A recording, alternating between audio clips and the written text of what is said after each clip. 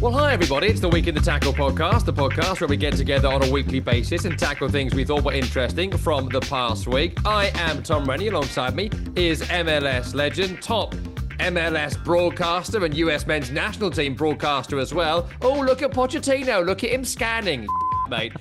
Sorry, Tim, it's Brian Dunny Dunseth, that's one. How are you, mate, okay? Yeah, I'm fantastic. I'm actually, speaking of Pochettino and the link to Spurs, last night I was down in LA with Tio Max and we did the home debut of Son Heung-min at BMO Stadium. And my God, Tom Rennie, the effect of Sonny in Southern California, they've effectively sold out every remaining home game. That wasn't a real big issue because they're fantastic at selling out that stadium. But whether it was Spurs jerseys, South Korea jerseys, South Korean flags, we literally were talking to South Korean fans that flew in for the game. Kind of that like Messi effect, going to Barcelona just to see Messi play for Barcelona.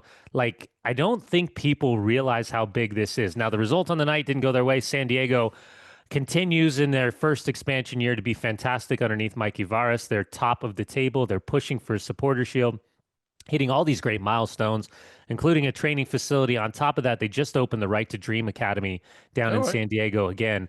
It is phenomenal what Tyler Heaps and Mikey Varas are doing. You've got Tom Penn, you've got Mansour, you've got all the guys that are involved, Saquon Tribe as well. Man, keep an eye on San Diego because obviously there's the peril and the pitfalls of maybe falling in disrepair the way that St. Louis did right at the end of the season. But right now, there's nothing to suggest that's the case. They've beaten LA Galaxy twice, LAFC twice. They beat San Jose. They play them later. So they're the Kings of California. And on top of that, 7 consecutive wins on the road. Best record away from home in Major League Soccer. So credit, what a game that was. And Anders Dreyer, the Danish international, who effectively maybe could replace Christian Eriksen in the starting 11 for Denmark. 32 goal contributions, 14 goals, 18 assists. And for me, as of right now, MLS's MVP. And also congratulations to Seattle Sounders beating Lionel Messi and Inter Miami last night up in Seattle. What a result. And some really, how do I say this correctly? You're going to say Luis Suarez will be spitting feathers? No, listen, man, I'm really, really disappointed. Really, really disappointed. Yeah, Not what the a way I scumbag thing to expected. do. Not the way I expected to start the show, but whether it's Wygant, it's Aviles. It was a little chin music from Sergio Busquets. There's this fine line here where MLS isn't involved, U.S. soccer isn't involved because it's a separate tournament. It's Leagues Cup, so they make the rules. I could see a world where Luis Suarez is because spitting on, and I'm not sure what the title is. Seattle Sounders security, kind of team admin security, was the one it looked like he was spitting on.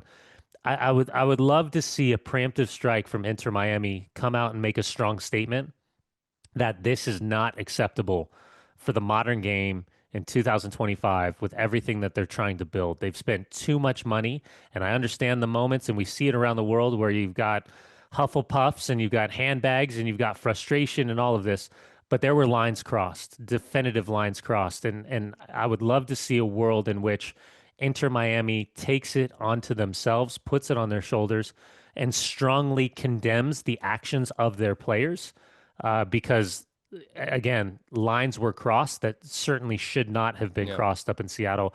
But credit to Paul Rothrock, credit to Brian Smetzer, credit to Preck, credit to Adrian Hanauer, credit to Craig Weibel, who put together that roster. Osase de Rosario, his dad in the stadium, Dwayne, one of the best forwards that I'd ever played against.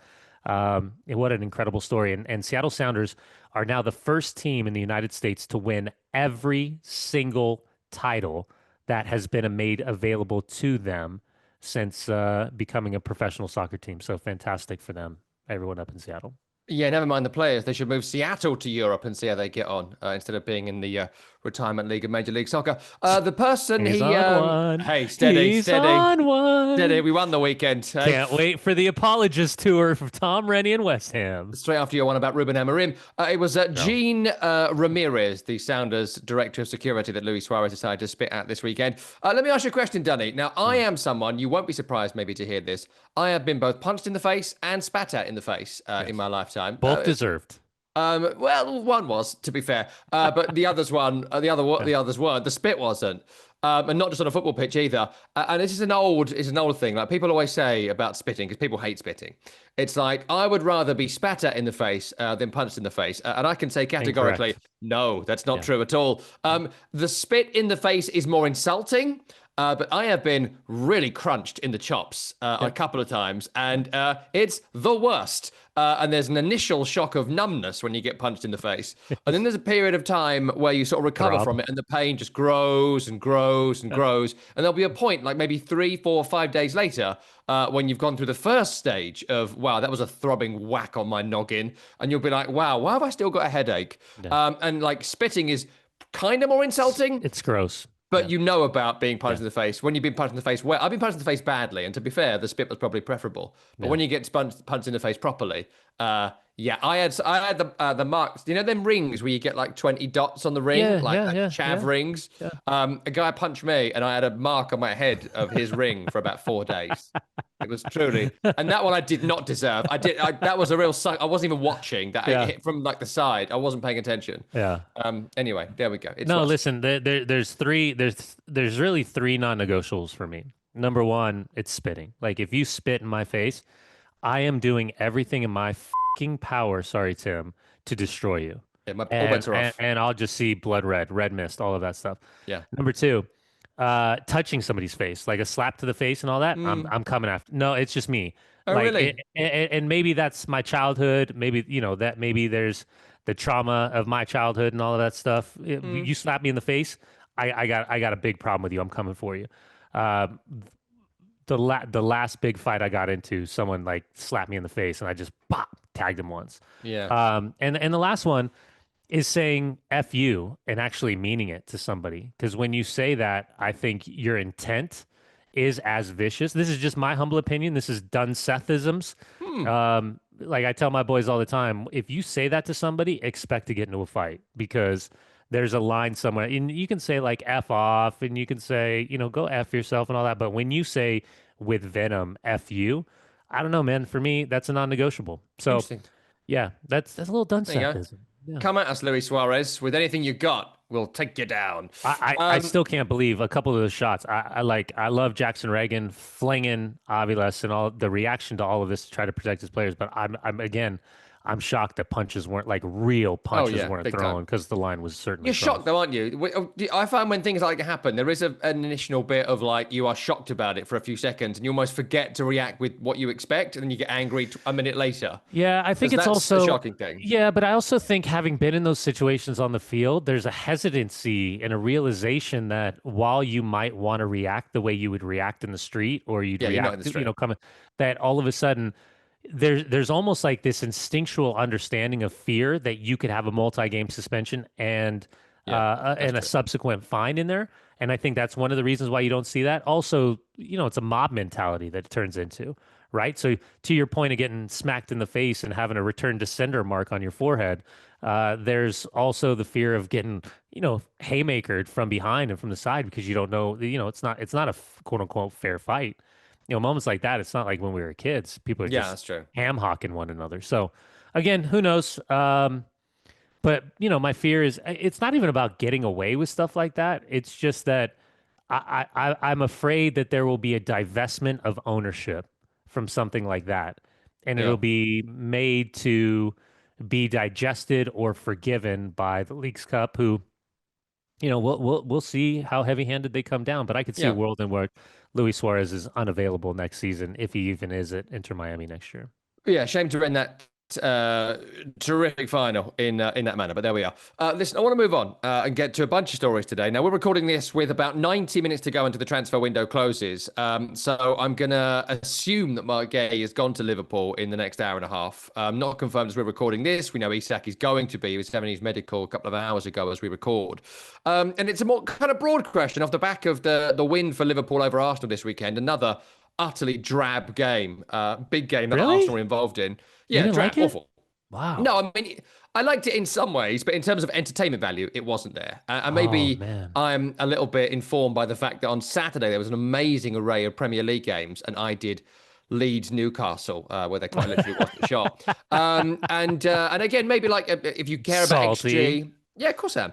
If you care about, it's a great job, and I got the worst hand this weekend. It pissed me off. Wait, aren't you in charge of scheduling? Yes, it was my own fault as well, which makes it even worse. I could have had Man United Burnley, which was quite fun. What's But wrong anyway, with you? I know. I had bad luck, I think. I do it to myself. Wait, you are the one that did the schedule. How could it be bad luck? Because it's when other people are available. I have to schedule people when they're available Oh, as well, got to be it. fair. Yeah. But it also, Liverpool Arsenal had the lowest XG, if you care about such things, of any game in the past 3 Premier League seasons. So, like, losers like you, anoraks, probably enjoyed it, but people who want to be entertained didn't. So, the spend. There's this great Jurgen Klopp quote, which I always bring out in these sort of moments. I know he's gone now, and it's like, when I was Borussia Dortmund manager, I'm paraphrasing, every now and then, with our arrow in our quiver, we would shoot this amazing shot and we would land on our target and buy the transfer target we wanted. The trouble is, Bayern Munich have a bazooka. And so we had no chance of getting anyone we wanted. Liverpool, understandably, maybe quite rightly, for some years, have maligned the fact that Roman Abramovich put his dirty rubles into Chelsea and upset the apple cart. And then there's a sovereign wealth fund at Man City. And they've, I think we've quite rightly discussed the fact they bought the Premier League and ruined it for many, many years and took title races away and blah, blah, blah. And Liverpool have spent an acceptable amount of money in terms of clubs that have this global financial power. If you were selling yourselves to America in 2000, you're a financial powerhouse now if you're still successful in the Premier League. That's why there is a top 5, top 6. But Liverpool has spent a sort of normal amount of money until now. They have, Dunny, if we include Gay, and I'm going to for the purpose of this, spent $500 million on players this transfer window. That's Alexander Isak. That's Florian Wirtz. That's Hugo Ekitike. That's Milos Kerkez. That's Jeremy Frimpong. That's Giovanni Leone. I'm throwing Gay in, and I'll put Mamadashvili in there as well in terms of players they brought in. That is an incredible spend. Yeah. And I'd love your view on it in terms of what it means for the Premier League and what it means that clubs not owned by countries can spend this sort of money, but also, does it change the narrative on Liverpool now? In that when they won the league a couple of years ago, the Henderson one, the COVID one, the Klopp one, we sort of still thought of them as underdogs. Even last season when they won it, no one thought they were going to win it going in. Now, they are Man City from 3 years ago, aren't they? And we should judge every single game. If they don't win it, it's a failure. Yeah, there's nuance to this for me, and I understand the setup with the question, because for a lot of people, that's what we've seen on social media. That's what we continue to see, kind of the evolution of the conversation, because of how Jurgen Klopp kind of said it's us, the little guys, and us that do everything the correct way versus them, the huge spenders, and specific to the backing that Man City has and Pep Guardiola has had over the years. Let me attack it from a different angle. You think about the 2 extensions at Anfield. You think about the new training facility. You think about how tight the belt was around the group and trying to make sure that weekly wages didn't get out of control or effectively match what other teams were doing. In the midst of all of this and coming off a successful season that effectively had a conversation for a treble, notwithstanding a really tough 10 days in Champions League and Cup competition, that team last year was phenomenal.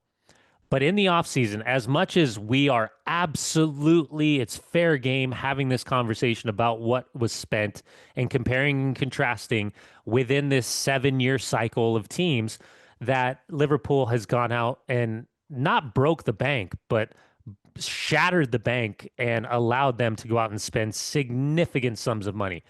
The only reference point I will have in this conversation is I'd like to reference who went out in this window as well. Yeah. Because I think there's a unique balance, just to be fair for Liverpool supporters, because I don't want to talk about net spend. I think that's when you try to use net spend in an argument, you are the biggest fucking homer that I would ever meet in public. Sorry, Tim. So as we don't reference net spend, I would just like to reference who has left. Luis Diaz, 70 million euro. Yeah. Darwin Nunez, somehow you got 53 million euro out of this. Wow. You got 35 for Kwanzaa. Kelleher, you got 15.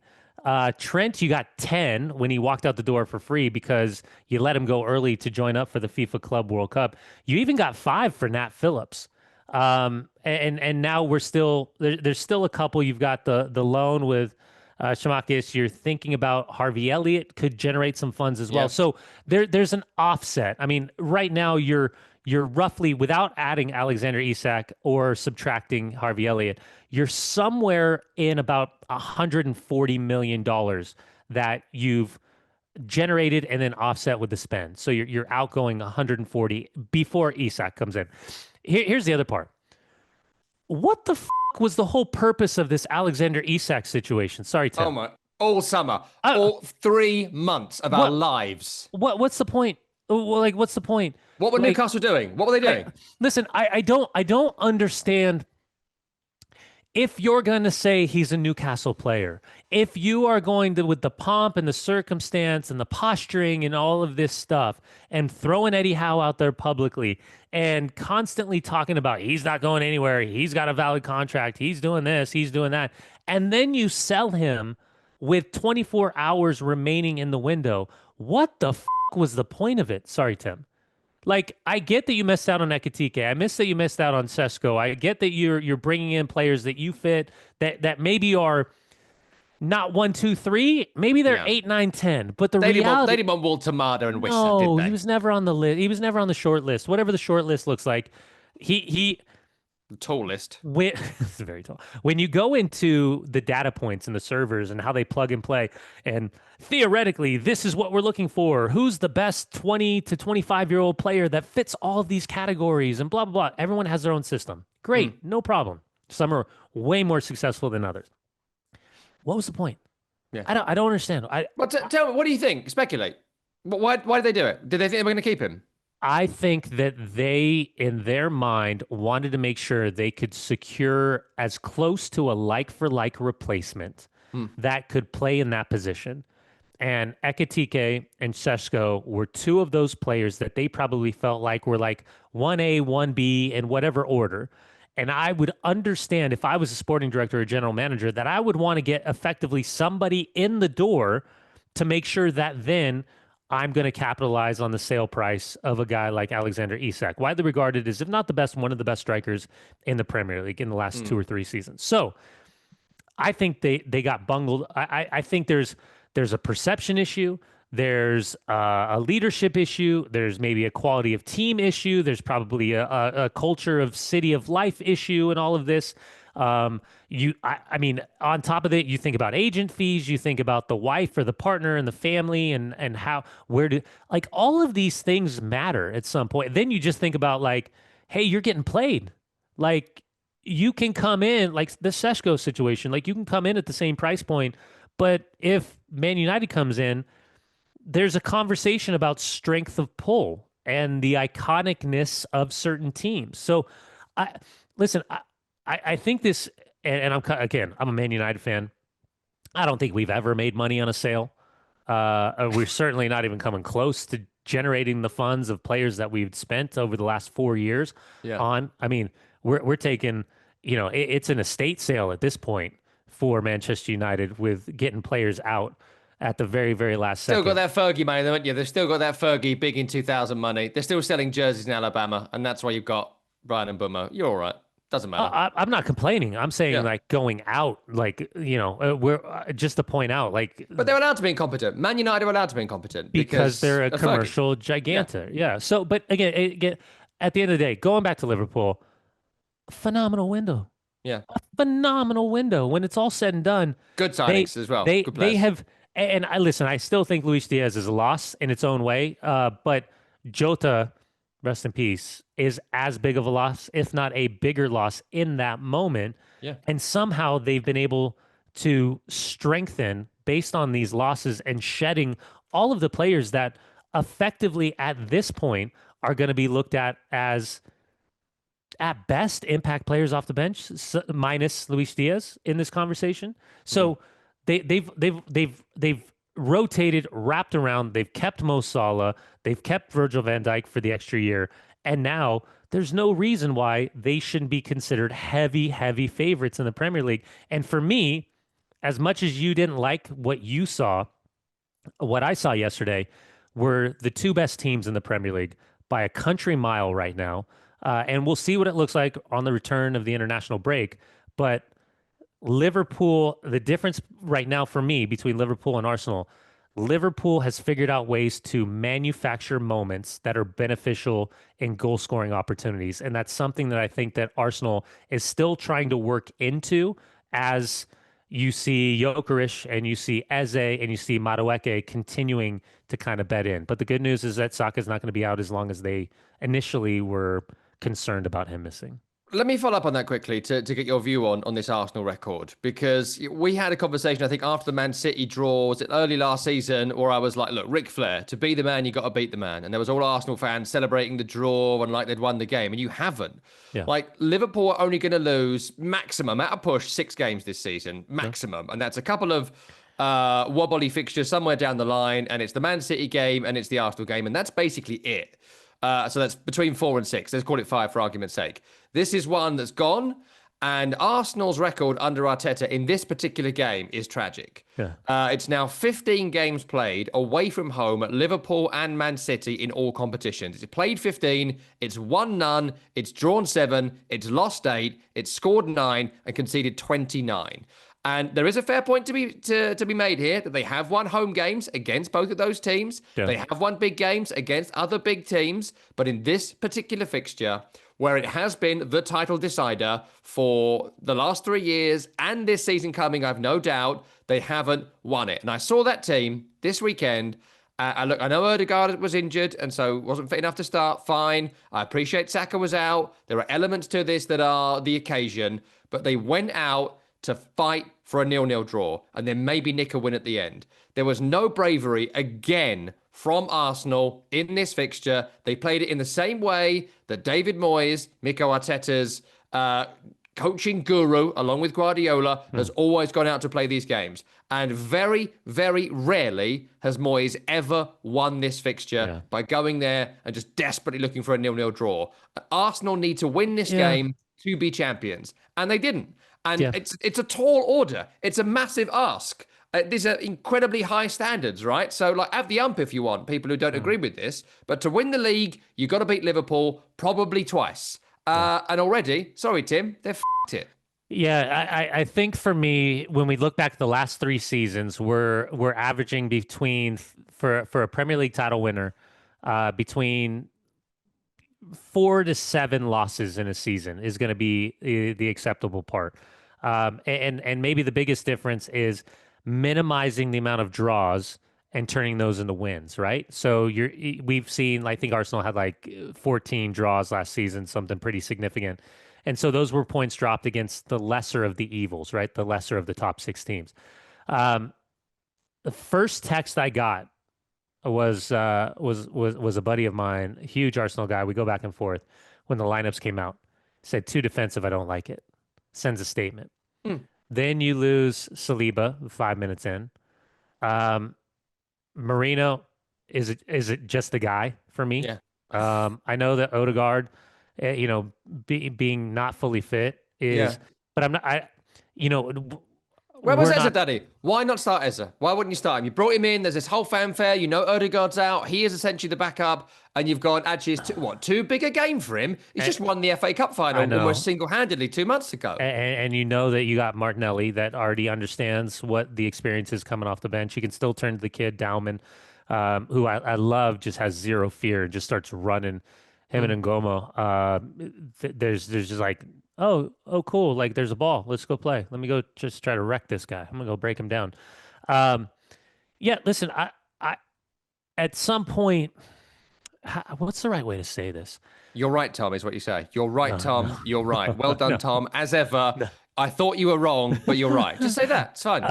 Tom, I can't wait for the apology tour to begin in about 2 minutes when it comes to your love letter to Paqueta. It's lower. It's lower in the script. Sorry. At some point, like, I think the lineup is the statement. And in games like this, if I'm Arne Slot and I'm those guys in Liverpool jersey walking out of the tunnel, I already know that I've won. Like, I think there's statements to be made before you even hit the field. And I can distinctly remember as a player the amount of times that our manager, somebody would hand him the team sheet and he'd look and he'd be like, and he'd go and he'd start writing the names up. And like, imagine being in the Liverpool locker room. You're prepping. You're prepping for Odegaard. You're prepping for Eze. You're prepping for Madueke. You're prepping for these guys. And all of a sudden, like you see that they're on the bench, like, let's get those goals early. We know they're going to be available off the bench in the second half. This will be chess matches and substitution pieces and all that stuff. So again, I still think they're the two best teams in the Premier League by a country mile as of right now. They do it drastically different, and that's okay. There is certainly going to be those that enjoy the way Liverpool plays. There's certainly going to be those that don't like the way Arsenal plays. Arsenal figures out ways to manufacture moments, and the details of the games are something that they are super sensitive to, hyper focused on. And again, I think they'll be there when it's all said and done near the end. But the question is, how consistent is Liverpool going to be, and how much, when you talk about Florian Wirtz and you talk about Ekitike and you talk about Alexander Isak, for a team that won the Premier League, theoretically, that group should get you 30 plus goals. That means they're going to score a lot more goals than their opponents, as Bruce Arena once said. Listen, I want to move on to another story this weekend. So we'll do a couple more this weekend stories, then I've got some other bits to round off today. I wanted to ask you about the Fulham Chelsea or Chelsea Fulham incident, and just sort of the way it sort of plays out, because I was with our friend Jack Collins, the Fulham fan, on Sunday, and he was at the game on Saturday, and he basically told me how, and he's such a nice person, but he said his head was so hot he wouldn't want to talk to anybody on Saturday. He was so furious about it as a Fulham fan. If you haven't seen it in brief, Rodrigo Muniz does a sort of pirouette turn on the halfway line. He stands on Chalobah's kind of foot accidentally, but he lands on him, and then young Josh King goes and scores a fantastic first ever goal for Fulham, gets ruled off. It was a long VAR check. Following the decision, the following day, PGMOL acknowledged they said they made a mistake following the goal, and the VAR Michael Salisbury was replaced for the Liverpool-Arsenal game by somebody else. Everyone seemed to concur that this was a wrong decision, including Jedi Anthony Robinson, who we can't take seriously because he gives himself a child's nickname. But he said this, the USA, it's childish. Your name's Anthony. It's a solid name, even though it's spelt weird. 2 E's, get over yourself. It says, quote, if they can check something for 5 minutes and still get it wrong, then what's actually the point? Standard of officiating has been shocking in the Prem for too long now, says Anthony Robinson. That would get him a hefty fine in Major League Soccer, I can promise you that. Well, he may well get one in England as well. We'll see how that plays out. Apparently, Howard Webb, the referee's chair, spoke to Fulham following the game to confirm it was an error. I'd love your view on the decision, because now I know I'm a natural contrarian, so maybe this was just me sort of unbeknownst to myself doing this. I thought it was fine that it was disallowed, in that he does stand on him, and you could argue, you could convince me that was sort of reckless or endangering an opponent. You could convince me either way, but I don't think this was such a big one that it was worthy of an apology, replacing the official, and this huge come down. It seemed like you could explain it either way. Give us your view on that, and also the way they've handled this.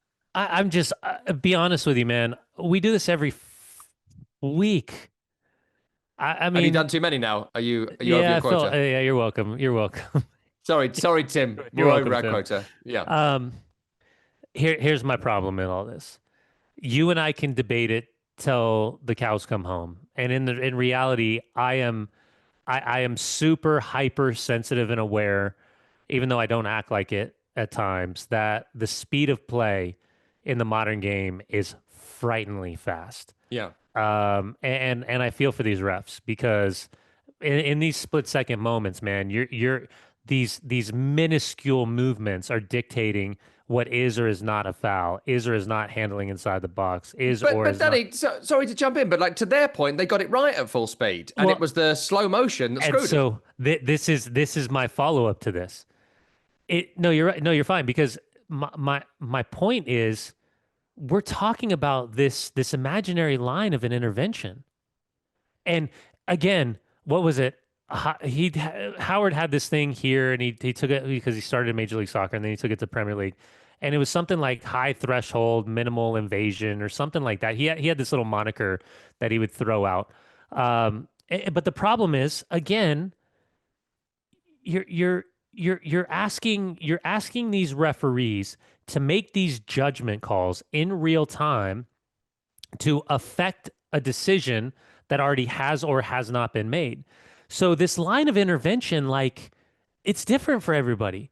I mean, I just had a conversation with a couple referees in the last month where we were talking about certain plays, and one of the referees brought up a red card on a bicycle kick in Los Angeles that the referees that were for Leagues Cup were kind of talking about, and gave me a ton of credit. They said you explained it perfectly, and then we got into it and we started like, how often do you guys disagree? And like, you'd be shocked at how often we disagree. Yeah. Not just on the call itself, but the level of intervention. If you are a VAR, they're having these real time conversations of like, in this moment, would you have liked the opportunity, knowing what VAR had seen, to go over and check to the monitor? Or were you comfortable without him intervening and then understanding like, hey, you made your decision in real time? And so there's this it's a weird nuance to this. Here's my problem. It feels like nowadays, let's be generous, 15 to 25% of these calls, that there's this gray area of, should they get involved? Should they not get involved?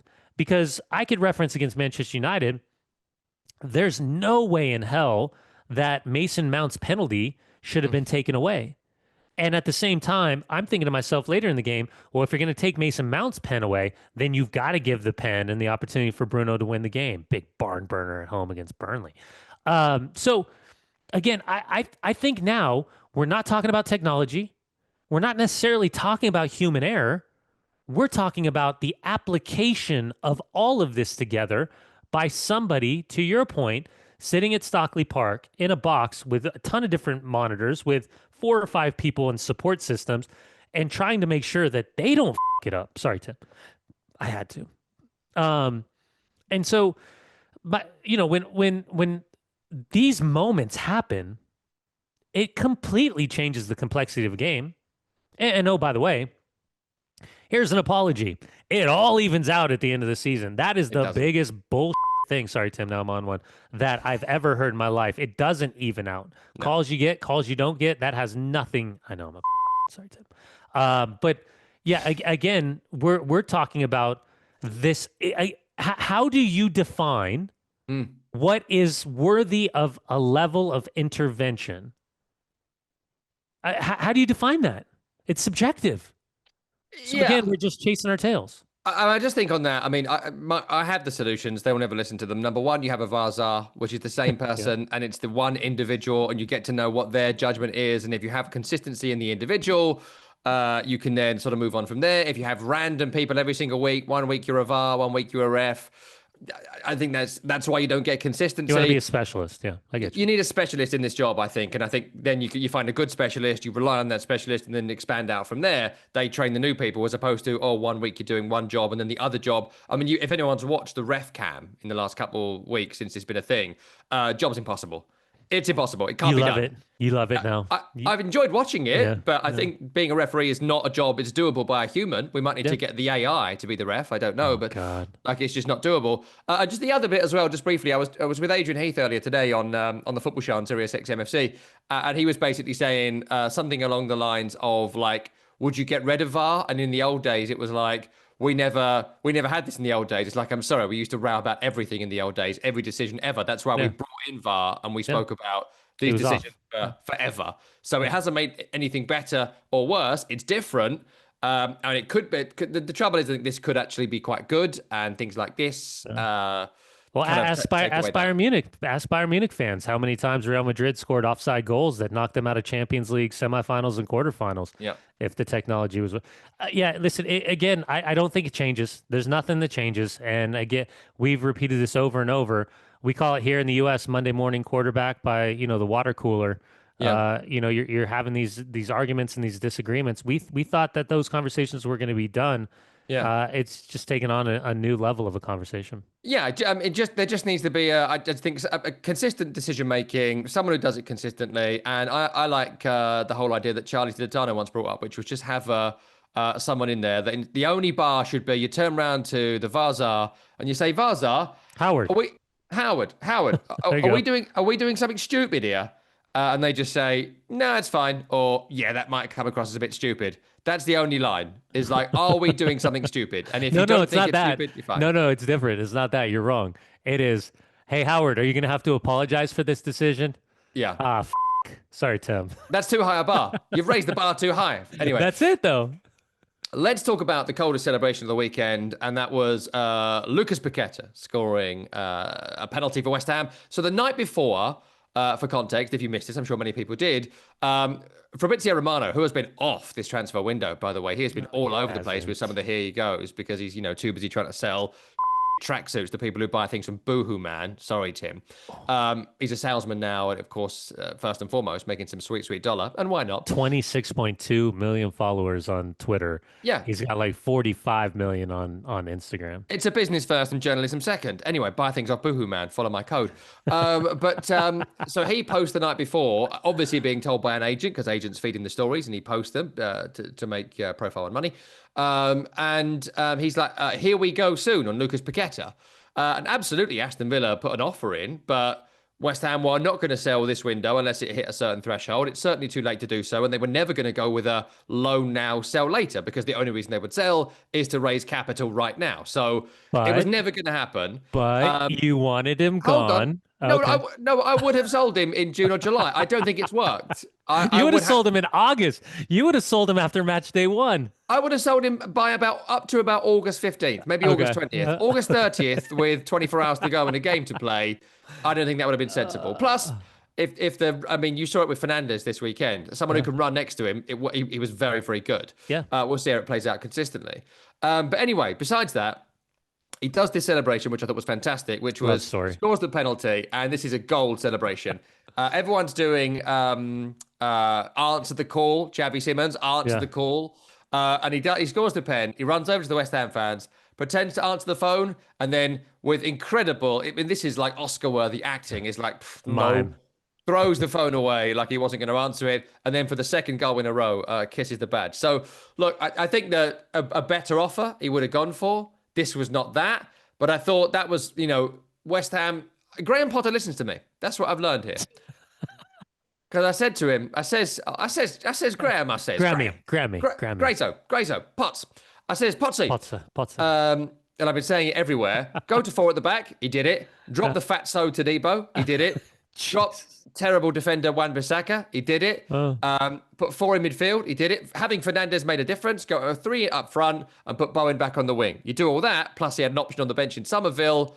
Changed everything this weekend. Yeah. So that was great. That was more like the West Ham I expected. Who's your best defender right now? Mavropanos. Frankenstein's monster. I know. Tim, are you recording all this? I just, for just the history of this show, the love letter to West Ham United. There's a love letter to Paqueta. There's a love letter to Potter. And now there's a love letter to Mavropanos. Oh, to be fair, yeah, you're fine on Paqueta. I think I begrudgingly accepted the other 2. But there we go. Oh, what a difference a week makes. And also, I love your personalities. I never know which one I'm going to get. Pace and power. Have pace and power. Fernandes had the power, and Somerville had the pace. It keeps proving my point. I've been right on everything on this show. Even look at the Man City Brighton game.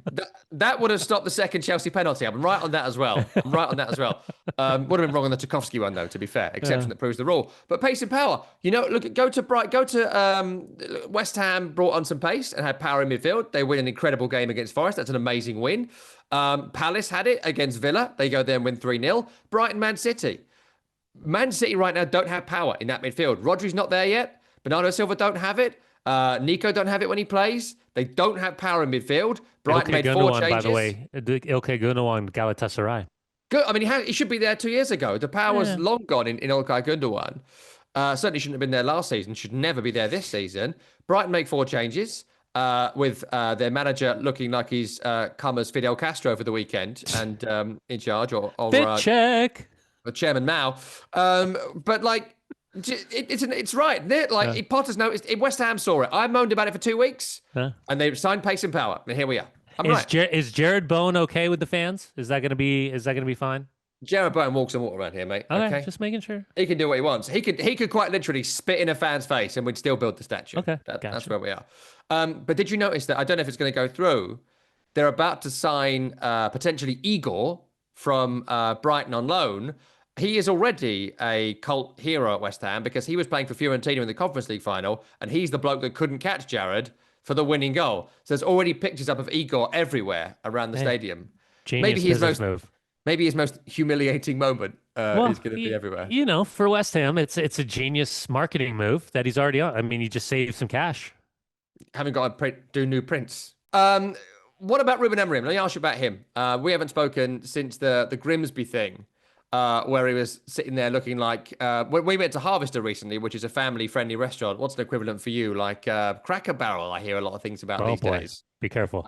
I'd never heard of that till last week, but Sensitive subject to a lot of people nowadays. it's like an affordable family restaurant. I think is that right? Is that an equivalent? It's the United States, bro. There ain't nothing affordable with food. No, but like if traditionally before the inflation, like Chili's or whatever, Arby's Yeah, you have, yeah, right? Chili's, Applebee's, something like that. One Yeah, of I those get you. jobs. Yeah. Like Ruben Amorim looked like my 3-year-old son at Arby's when he was given his iPad when we were trying to talk to my Double wife for layer a bit. puffy jacket. Just sitting there pathetically getting drenched playing with these Oh. magnets. And it was like, okay, buddy, play with your magnets. Me and mummy gonna finish our dinner, okay? Yes, daddy. Yes, daddy. Like pathetic. Magnets He for is Grimsby Town.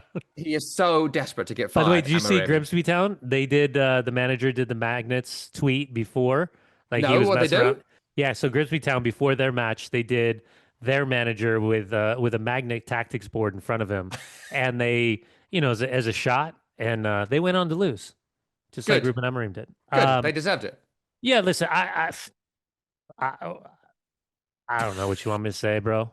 I No, mean, no. Let me ask you a question then. My question was going to be, how much does he want to quit?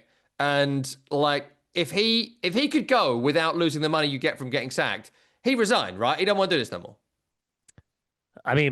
based on the actions in post match where he went to three different interviews, one of which was in house. Um, I guess he's telling his truth. I'm trying to figure out this really fine line between honesty and immaturity when it comes to some of the stuff that's coming out of his mouth. Even when it's so interesting because I've really been trying to pay attention to his answers, because he's one of these guys that I've noticed that isn't necessarily answering any of the questions at times. Mm. He goes on these weird tangents and rants where he's talking about being mad at his kid and being mad at this person, and it's just who he is, and he's not going to apologize for that. I mean, the guy's 40 years old, and the problem that I have with all of this is it shouldn't be a comparing and contrasting with like a Thomas Frank or an Arnie Slot or any of these guys. But because he is so hell-bent on this system that this is undeniably the way that his team has to play, regardless of the player profile that's in that locker room, it's of a big concern. And on top of that, the emotional side of this has led to a fallout with a category of player that could certainly help you that may not fit your system. But I mean, and I had this conversation the other day. Like, if Kobe Mainu wants to leave, is different than Garnacho wanting to leave, is Mm. different than Sancho wanting to leave, is different Mm. than Rashford wanting to leave, is different than Anthony trying to leave. But the reality is, isn't there a responsibility or like an oath to the profession that as you as the manager and your playing staff have a responsibility of connectivity to these players and understand that, hey, there's going to be some immaturity. There's going to be some age issues. There's going to be some decisions where players have selfish that, have made decisions that aren't quote unquote professional, because nobody was 100% perfect as a professional.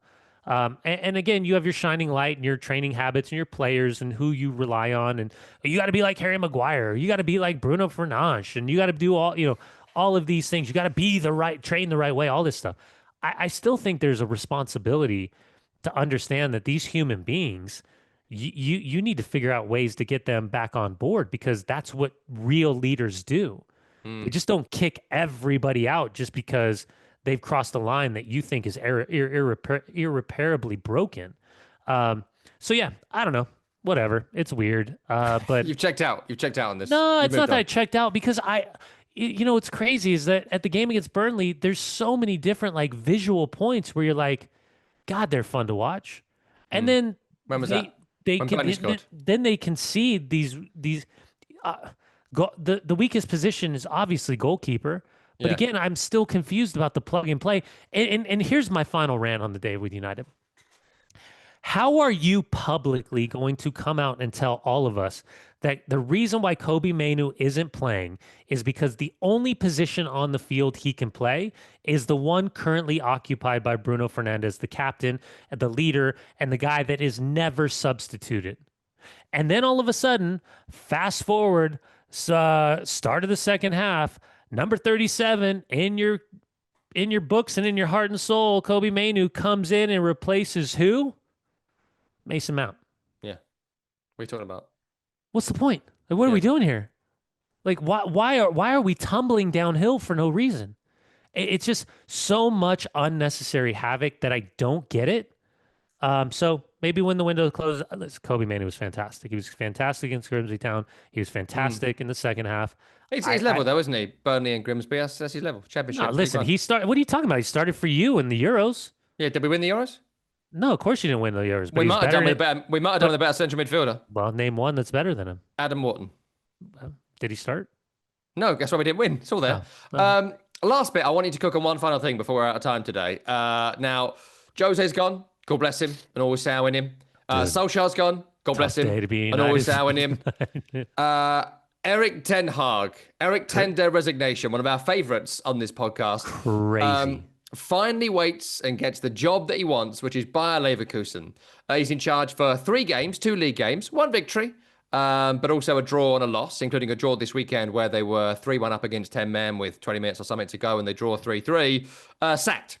Sacked after just under 3 months in charge and 3 games in charge. Now, we're not the biggest fans of Erik Ten Hag on this podcast. Certainly, Dunny has not been the biggest fan of Erik Ten Hag over the years. But I mean, this summer, Bayer Leverkusen have let Xhaka, Wirtz, Frimpong, Tah, Radetzky, Adley all go. They're about to lose Boniface. Alonso has gone. His entire coaching staff. What on earth was any coach going to do in 3 games and just under 3 months to set their stall out? Now, how is it that bad? Is he that awful? It has to Have they be. got someone lined up who's better? What's happened here? I don't know. I have no idea. I could not believe when I saw this. Well, first off, I saw the reports coming out of a couple of guys that I follow in Germany, and there were whispers, and I was like, "That's bang out of order." It just started like you just gutted his entire team. I mean, you gutted his entire team. But I guess when Granit Xhaka was so adamant about leaving to join Sunderland, that should have been like, hey, this either it was one of those where it's like, hey, this team is in for a huge struggle, or I do not want to play for this guy. Get me out of here as soon as possible. Because Erik Ten Hag was very vocal about keeping Granit Xhaka and needing his experience and leadership. I was texting with the Tottenham Lunacy group. I mean, and the counterattack boys with Miola and Marcos. Like what? Like Yeah. what? Like Insane. I mean, he just signed a 4-year deal. Yeah. I think it was a 3+1. You see the payoff? Have you seen the payoff? They're calling him in the headlines Eric 10 mil. He's got 10 mil. It's So 10 million, I think, euro for 3 games. It's 5 million euro per league game. He was in charge, paid off. so Staff on top of that as well. So they're going to pay 15 odd mil. So isn't that around like 22 million when you Yeah, give add or in take, his yeah. Manchester United money? Yeah. Holy, I mean, he's on track to be Jose. I mean, This- I saw Oh, somebody yeah, go on. somebody put, I don't know if this is true, but somebody said Jose sacked money was like 66 million pound. But I don't I can't I don't Stupid industry. like that's not just a breakdown of relationship. That's like spitting, fist fights, fucking throat grabs. Sorry, Tim. Like how does that happen where all of a sudden Bayer Leverkusen walks in, 2 or 3 people start a conversation, and next thing you know, within 30 minutes, the board is saying, eat the money. Like we just Yeah. made a boatload. Just eat it. Let's get him out. It's insane. It's Well, insane. but in a weird way, if they know, like, what do we always say? Like, go get your guy. Like, if you know that's your guy, go get your guy. On the flip side, if you've made the mistake, get him out as quickly as possible. But Yeah. I like, where does it go? Where does he go now? Oh, I think it goes to to Barbados or the No, Seychelles. of course. But I mean, like, well played, sir. Yeah. But like, who's gonna touch him? He could be hosting this podcast next week and you wouldn't even know. I hope so. He's a handsome man. He's such a handsome man. I think he's been roundly humiliated. I think this is a disgrace. Again, we're not big fans of Erik ten Hag here as a manager, but I think treating anyone to this degree, any club, utter disgrace. Crazy. And Crazy. it's despicable behaviour, frankly. Probably salved by 10 million euro, I guess. If they don't now go and get Oliver Glasner from Palace, who are selling everyone, and what's Glasner doing there now? What's the point? They're letting Eze go, letting Gay go. No Well, way. He said as to him, of 6 minutes ago, Gahey is still waiting for Palace to give him the green light to sign because of the Igor deal collapsing as the replacement. yeah, sitting in a car. Well, yeah, that's fair trade, right?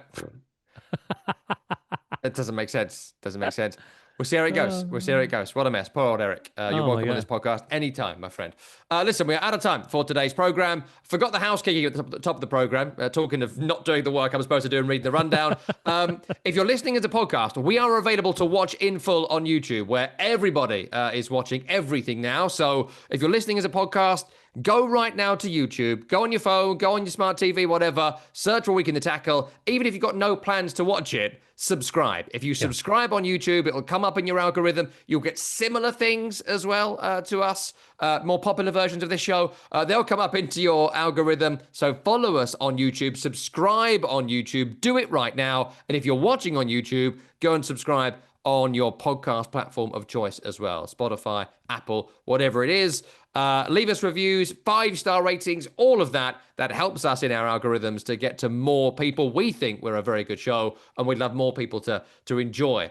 And thank you to all of our listeners in America, Russia, and weirdly, what's the country we're doing well in? Is it Ghana? No, it's not Ghana. It's like Guinea? Is that a country? Have I made that up? Anyway, there was a weird country we were like number 5 in this week. It freaked me out. But anyway, thank you to that weird country we were doing very well in. Anyway, that's it. Was that a good plug? I think I crushed it. It was rough. Crushed it. It's been a long day. I've actually worked. I know I'm preaching to the choir here with you. You worked. I woke up in the middle of the night with I know. ants in my hotel bed, bro. I'm still itching. I'm no so time. freaked out. You should have told that story earlier. We're out of time God. now. We're out of time. But I have worked 27 days in a row. I'm about to have 6 days off. So the next podcast Surprise. I'm going to be just as bad, really. That's Brian Dunseth. I'm Tom Rennie. Tim Horsey produced the program, and we are back next week.